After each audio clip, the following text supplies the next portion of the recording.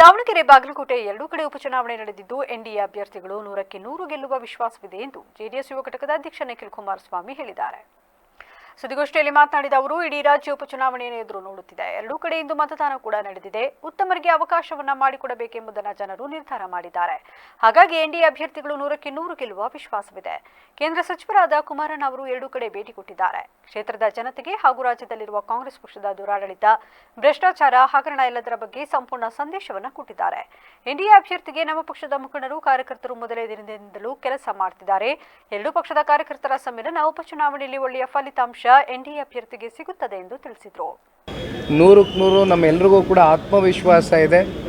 ನಮ್ಮ ಪಕ್ಷದ ರಾಜ್ಯಾಧ್ಯಕ್ಷರು, ಕೇಂದ್ರದ ಸಚಿವರು, ಮಾಜಿ ಮುಖ್ಯಮಂತ್ರಿಗಳು ಸನ್ಮಾನ್ಯ ಕುಮಾರಣ್ಣ ಅವರು ಕೂಡ ಉಪಚುನಾವಣೆ ಸಂದರ್ಭದಲ್ಲಿ 2 ದಿನಗಳ ಕಾಲ ಎರಡೂ ಕಡೆ ಹೋಗಿ ಭೇಟಿಯನ್ನು ಕೊಟ್ಟು ಒಂದು ಕಡೆ ಕ್ಷೇತ್ರದ ಜನತೆಗೆ ರಾಜ್ಯದಲ್ಲಿ ಇರ್ತಕ್ಕಂಥ ಕಾಂಗ್ರೆಸ್ ಪಕ್ಷದ ದುರಾಡಳಿತ, ಭ್ರಷ್ಟಾಚಾರ, ಹಗರಣ ಎಲ್ಲದರ ವಿಚಾರವಾಗಿ ಸಂಪೂರ್ಣವಾಗಿ ಸಂದೇಶವನ್ನು ಕೊಡ್ತಕ್ಕಂಥದ್ದು ಒಂದು ಭಾಗ. ಆದರೆ ನಮ್ಮ ಎನ್ಡಿಎ ಅಭ್ಯರ್ಥಿಗಳಿಗೆ ನಿಮ್ಮ ಜೊತೆಯಲ್ಲಿ ಜನತಾದಳ ಪಕ್ಷವೂ ಕೂಡ ಕುಮಾರಣ್ಣ ಅವರ ನಾಯಕತ್ವದಲ್ಲಿ ಅವರ ಆದೇಶದ ಮೇಲೆ ನಮ್ಮ ಪಕ್ಷದ ಆ ಭಾಗದ, ಆ ಕ್ಷೇತ್ರದ, ಆ ಜಿಲ್ಲೆಯ ಮುಖಂಡರುಗಳು ಕೂಡ ಮೊದಲನೇ ದಿನದಿಂದ ಇವತ್ತಿನವರೆಗೂ ಅತ್ಯಂತ ಕಾರ್ಯೋನ್ಮುಖರಾಗಿ ಕೆಲಸ ಮಾಡ್ತಾ ಇರ್ತಕ್ಕಂಥದ್ದು ಬಹುಶಃ ಮಾಧ್ಯಮಗಳಲ್ಲಿ ತಾವು ಕೂಡ ನೋಡಿದ್ದೀರಿ.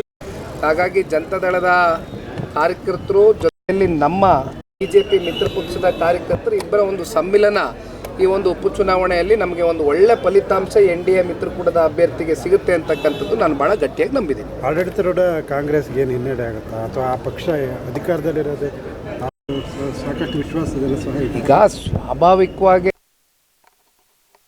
ಅಂತ ಸಂದರ್ಭದಲ್ಲಿ ಯಾವ ಸರ್ಕಾರಗಳು ರಾಜ್ಯದಲ್ಲಿ ಆಡಳಿತ ಮಾಡ್ತಾ ಇರುತ್ತೋ ಎಲ್ಲ ಯಂತ್ರಗಳು, ಹಣಕಾಸಿನ ವ್ಯವಸ್ಥೆ ಇರ್ಬೋದು, ಎಲ್ಲ ರೀತಿ ಅವ್ರಿಗೆ ಒಂದು ಫ್ರಂಟ್ ಫುಟ್ ಇರ್ತಕ್ಕಂಥದ್ದು ಸರ್ವೇ ಸಾಮಾನ್ಯ.